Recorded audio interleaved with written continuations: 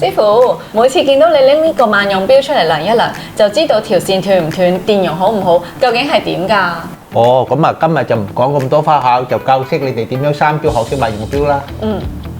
用萬用錶要知道兩點，首先確認電器已經掹咗插頭，喺冇電情況先好量度。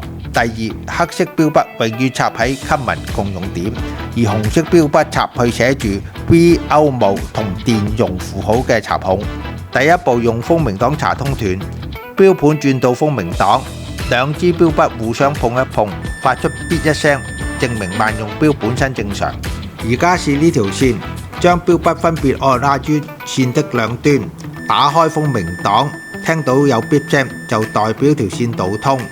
當電阻數值接近零，就代表條線導通良好；如果數值太大或者冇聲，就代表導通不良或者斷咗。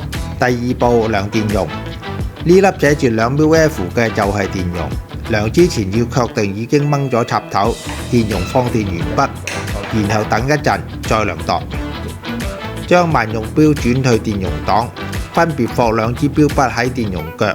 2 μF 嘅電容，如果量出嚟得 1.6 μF 以下，即係少過標示值大概2成，通常就建議更換。